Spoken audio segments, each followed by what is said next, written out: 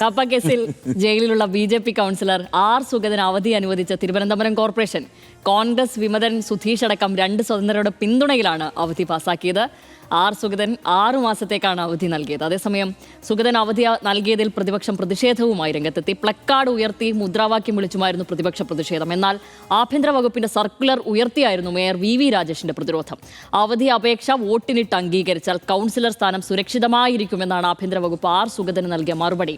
സുഗതന്റെ അവധി അപേക്ഷയിൽ ആഭ്യന്തര വകുപ്പിന്റെ കത്തിനെ കുറിച്ച് കൃത്യമായ മറുപടി നൽകാൻ രമേശ് ചെന്നിത്തല തയ്യാറായില്ല. കാപ്പ കേസിൽ പ്രതിയായ ബി.ജെ.പി. കൗൺസിലർക്ക് സംരക്ഷണം നൽകുകയാണോ ആഭ്യന്തര വകുപ്പ്? കാണാം RDX റാപ്പ്.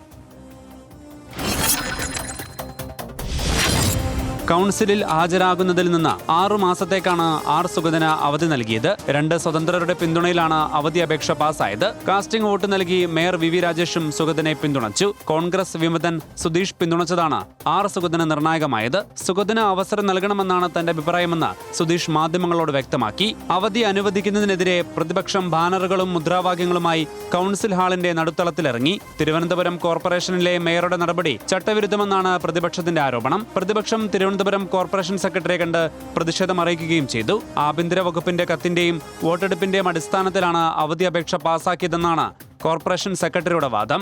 കൗൺസിലിൽ നടന്നത് പ്രഹസനമാണെന്നും വിഷയത്തിൽ ആവശ്യമെങ്കിൽ നിയമ നടപടികളിലേക്ക് കടക്കുമെന്നും LDF parliamentary party leader S. Deepak പറഞ്ഞു. മേയറുടെ നടപടി ചട്ടവിരുദ്ധമാണെന്ന് കോൺഗ്രസ് നേതാവ് KS ശബരിനാഥൻ കുറ്റപ്പെടുത്തി. നിലവിൽ കാപ്പ കേസിൽ വിയൂർ ജയിലിലാണ് വാഴോട്ടുകോണം കൗൺസിലറായ R Sugathan. RDX rap news Malayalam.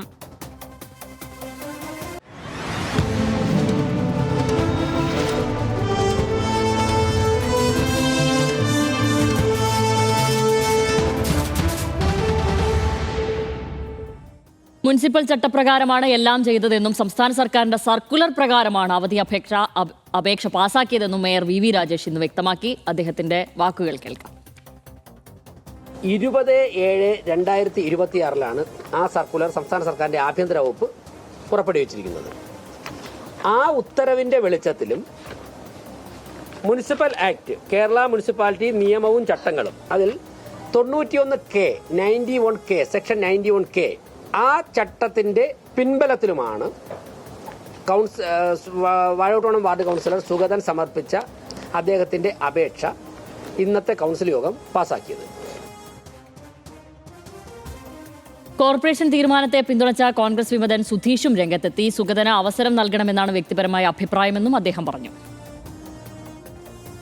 സുഗതൻ്റെ വേണ്ടപ്പെട്ട സംസാരിച്ചിട്ടുണ്ട്. അതിനോടൊപ്പം ഞാൻ സുഗതന് പിന്തുണ നൽകി. കാര്യം എന്നോടൊപ്പം ഒരു കൗൺസിലർ പങ്കെടുത്ത ഒരാളാണ്. അതായത് ഒരു കേസിൻ്റെ പുറത്ത് പറഞ്ഞ് ഈ മാറ്റി നിർത്താൻ വേണ്ടിയില്ല, അദ്ദേഹത്തിന് അവസരം കൊടുക്കണമെന്നുള്ളതാണ്. അതെനിക്കറിയില്ല. മേയറുടെ തീരുമാനം ചട്ടവിരുദ്ധമാണെന്നും നിയമ നടപടിയുമായി മുന്നോട്ടു പോകുമെന്നും പ്രതിപക്ഷ നേതാക്കളും പറഞ്ഞു. ഇന്നത്തെ കൗൺസിൽ മീറ്റിംഗ് യഥാർത്ഥത്തിൽ വെറും ഒരു പ്രഹസനം മാത്രമാണ് നടന്നിരിക്കുന്നത്. ഇന്നത്തെ ഈ അവധി അപേക്ഷ ഉൾപ്പെടെയുള്ള കാര്യങ്ങൾ, ചട്ടവിരുദ്ധമായിട്ടുള്ള അപേക്ഷ ഉൾപ്പെടെയുള്ള കാര്യങ്ങളിൽ സംബന്ധിച്ച് നഗരസഭയുടെ സെക്രട്ടറിക്ക് പരാതി കൊടുക്കും, അതുപോലെ തന്നെ വകുപ്പ് മന്ത്രിക്ക് പരാതി കൊടുക്കും, സംസ്ഥാന തെരഞ്ഞെടുപ്പ് കമ്മീഷന് പരാതി കൊടുക്കും.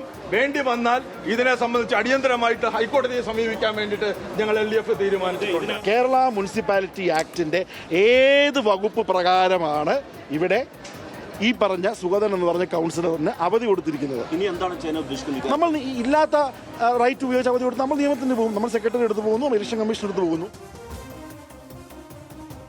ആർ സുഗതന് ആഭ്യന്തര വകുപ്പ് കത്ത് നൽകിയതിനെ കുറിച്ച് അറിയില്ല എന്നായിരുന്നു ആഭ്യന്തര വകുപ്പ് മന്ത്രി രമേശ് ചെന്നിത്തലയുടെ പ്രതികരണം.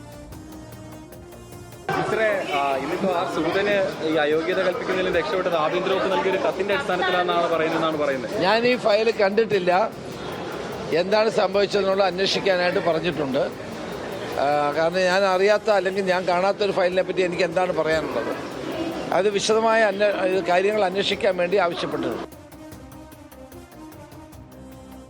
തിരുവനന്തപുരം നഗരസഭയിൽ ഭരണത്തെ സംബന്ധിച്ച് ഇനി ഒരാശങ്ക, വലിയ ആശങ്ക എന്തായാലും BJP കൊഴിഞ്ഞു. ഇന്ന് വളരെ സമാധാനപരമായി മേയർ വി രാജേഷിന് ഉറങ്ങാം. കാരണം ഈ അഗ്നിപരീക്ഷ അതിജീവിച്ചു, അങ്ങനെയല്ലേ? തീർച്ചയായും ഇന്ന് വി രാജേഷ് ഉറങ്ങും. പക്ഷേ രമേശ് ചെന്നിത്തലയ്ക്ക് ഉറക്കം കെടും, അതാണ് അവസ്ഥ.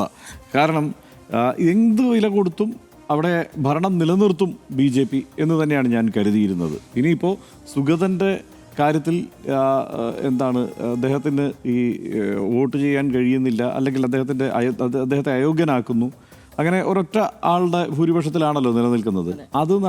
അത് നഷ്ടപ്പെട്ടാൽ പോലും അവിടെ ഭരണം നിലനിർത്തും എന്നുള്ള കാര്യത്തിൽ എനിക്ക് വലിയ സംശയം ഉണ്ടായിരുന്നില്ല. ഇന്നിപ്പോൾ സുധീഷിലൂടെ അത് കൂടുതൽ വ്യക്തമായി.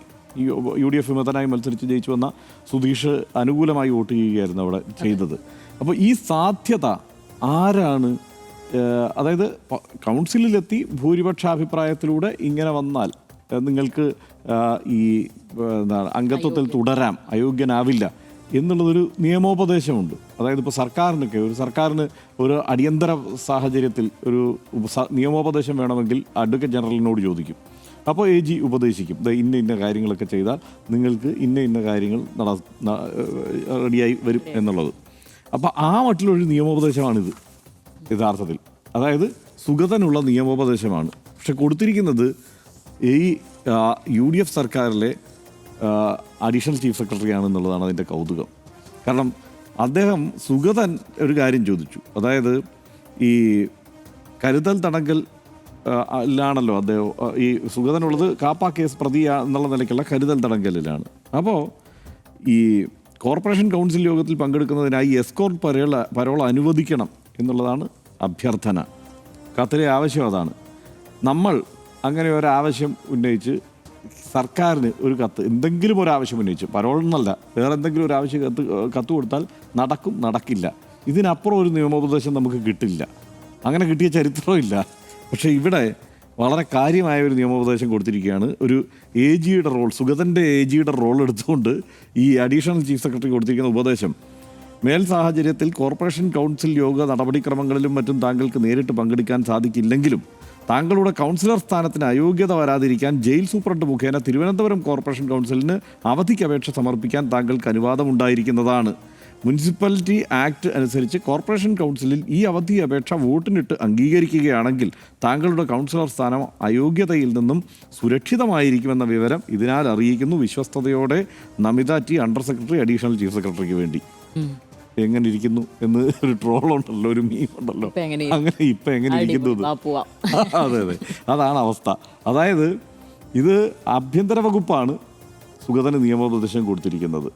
നിങ്ങളുടെ ഇത് സംരക്ഷിക്കാൻ വേണ്ടി ഇങ്ങനെ ഒരു നീക്കം നടത്തൂ എന്നുള്ളത്. ഇതാണ് ആയുധമായിട്ട് ഇന്ന് നമ്മുടെ പ്രിയ സുഹൃത്ത് VV രാജേഷ് അടക്കം എടുത്തുയർത്തി കാണിക്കുന്നത്. ആഭ്യന്തര വകുപ്പ് തന്നെ ഇങ്ങനെ ഒരു കത്ത് നൽകിയിരിക്കുന്നു. ഇതിൻ്റെ അടിസ്ഥാനത്തിലുള്ള നടപടിക്രമങ്ങളാണ് നമ്മൾ പാലിച്ചിരിക്കുന്നതെന്ന്. അവിടെ ചോര നീരാക്കി പോരാടുകയാണ് ശബരിനാഥൻ.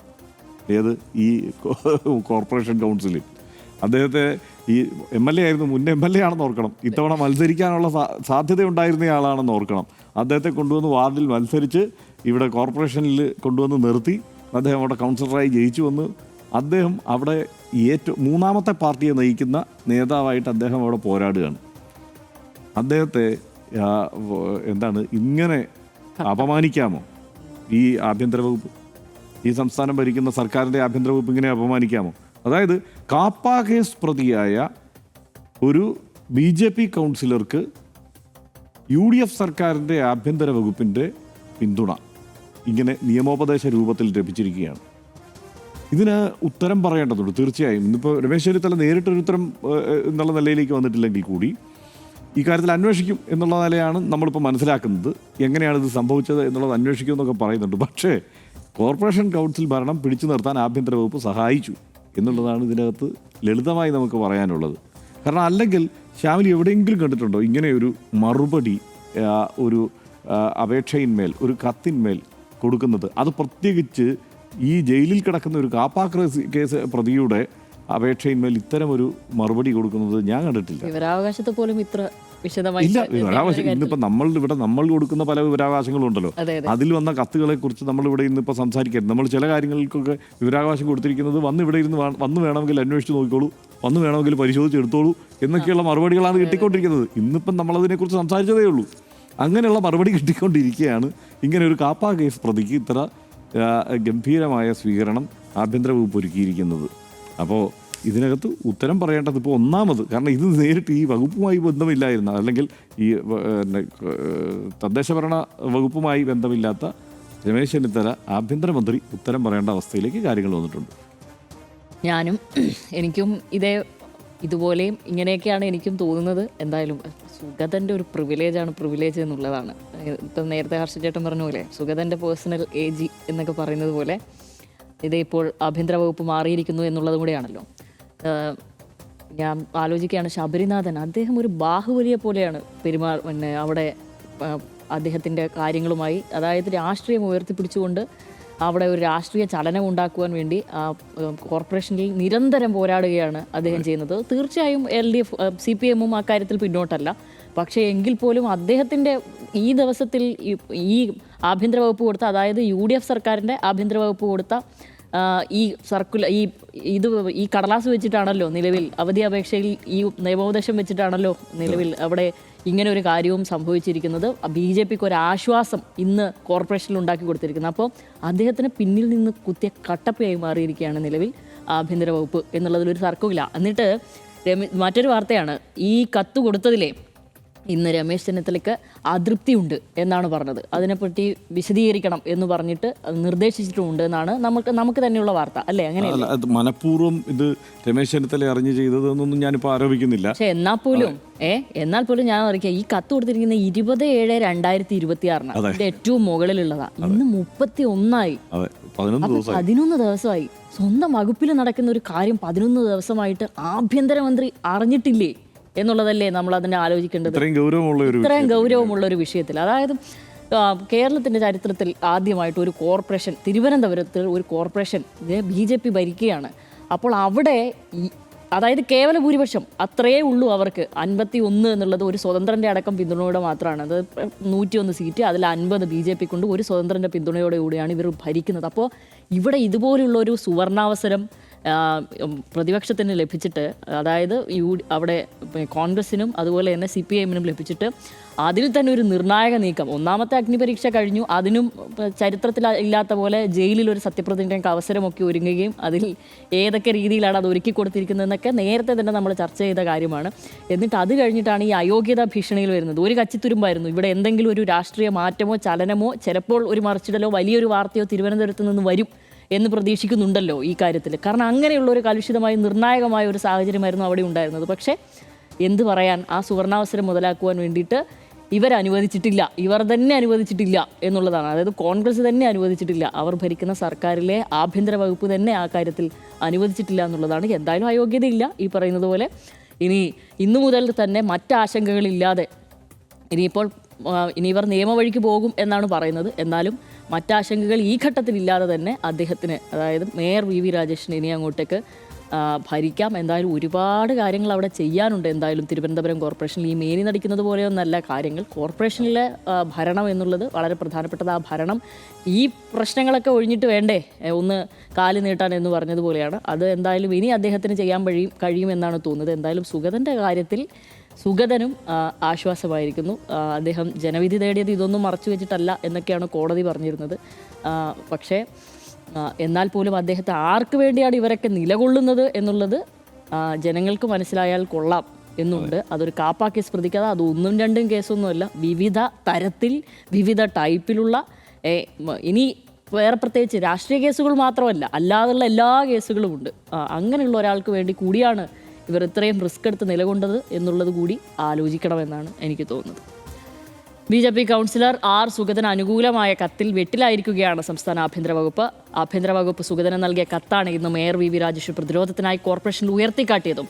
ജൂലൈ 20-ന് സുഗതന് ആഭ്യന്തര വകുപ്പ് നൽകിയ കത്തിന്റെ വിവരം ജൂലൈ 31 ആഭ്യന്തരമന്ത്രി അറിഞ്ഞില്ല എന്നതാണ് ഏറ്റവും ശ്രദ്ധേയം. സുഗതന് നൽകിയ മറുപടി കത്തിലുപരി എങ്ങനെ കൗൺസിലർ സ്ഥാനം സുരക്ഷിതമാക്കാമെന്ന് ഉപദേശിക്കുകയാണ് ആഭ്യന്തര വകുപ്പ്. ഗുരുതര ക്രിമിനൽ കുറ്റകൃത്യങ്ങളിൽ പ്രതിയായ ജനപ്രതിനിധിക്ക് എങ്ങനെ അവധി അനുവദിക്കാമെന്ന ഈ ഉപദേശം കൃത്യമായി BJP നേതാക്കൾ പ്രാവർത്തികമാക്കുകയും ചെയ്തു. സുഗതനെ സഹായിക്കുന്ന തരത്തിൽ ഇത്തരമൊരു കത്ത് എങ്ങനെ തയ്യാറാക്കപ്പെട്ടു എന്നതിൽ ഇപ്പോഴും ഒരു വ്യക്തത വന്നിട്ടില്ല. സുഗതനെ സഹായിക്കുന്ന തരത്തിൽ കത്ത് നൽകിയ വിഷയത്തിൽ ആഭ്യന്തരമന്ത്രിയായ രമേശ് ചെന്നിത്തലയ്ക്കോ ആഭ്യന്തര വകുപ്പിനോ മറുപടി പറയാനാകാതെ ഒഴിയാനാകില്ല എന്ന് മാത്രം ഓർമ്മിപ്പിക്കുന്നു.